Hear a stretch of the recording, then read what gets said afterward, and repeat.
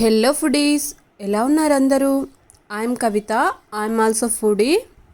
ఇవాళ హెల్తీగా dry fruits and dry సీడ్స్తో లడ్డూలు ప్రిపేర్ చేస్తున్నానండి. ముందుగా స్టవ్ మీద కడాయి పెట్టుకొని కావాల్సినవన్నీ ఇలా దోరగా వేయించుకుందామండి. ముందుగా అయితే నేను పల్లీలను వేసి ఇలా వేయిస్తున్నాను. పల్లీలను ఇలా ఎర్రగా వేయించుకొని వాటిని పక్కన తీసి పెట్టుకుందాం. ఇప్పుడు అదే కడాయిలో నల్ల నువ్వులు వేసి ఇవి కూడా లో ఫ్లేమ్లోనే ఇలా మంచి స్మెల్ వచ్చేంత వరకు వేయించుకోవాలండి. వాటిని కూడా ఒక గిన్నెలో తీసుకొని అదే కడాయిలో తెల్ల నువ్వులు వేసి వాటిని కూడా మంచి స్మెల్ వచ్చేంత వరకు వేయించుకొని అన్నింటినీ పూర్తిగా చల్లారనివ్వాలండి. ఇప్పుడు మిక్సీ జార్లో పల్లీలను వేసి ఇలా గ్రైండ్ చేసుకుందాం. ఇప్పుడు అందులోకే తెల్ల నువ్వులు, నల్ల నువ్వులు ఒక బౌల్లో వేసి పక్కన పెడుతున్నాను.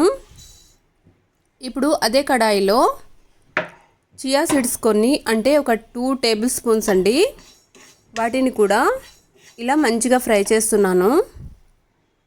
ఇలా ఫ్రై చేసిన వాటిని కూడా నువ్వులు ఉన్న బౌల్లోకి వేసి చల్లారనిచ్చి ఇప్పుడు అదే కడాయిలో 1 కప్ రాగి పిండిని తీసుకొని దానిని కూడా మంచిగా ఫ్రై చేసుకోవాలండి.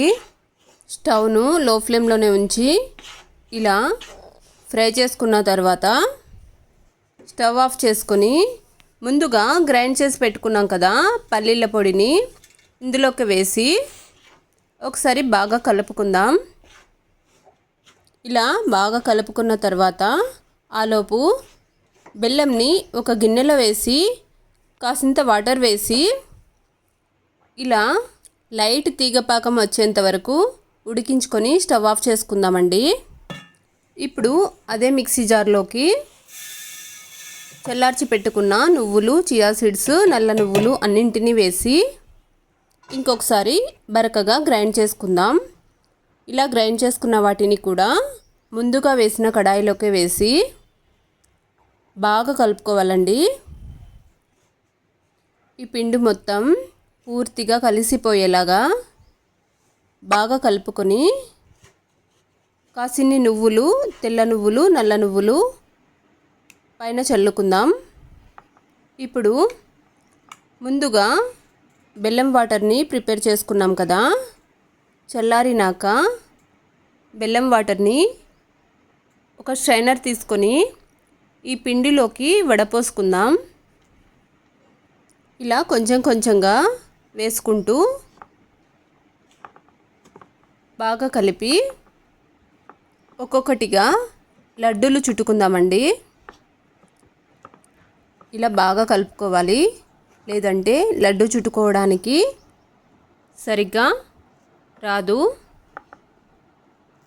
ఇలా బాగా కలిపిన తర్వాత ఇలా అదిమి పట్టుకొని లడ్డు చుట్టాలి. చూసారా? ఇలా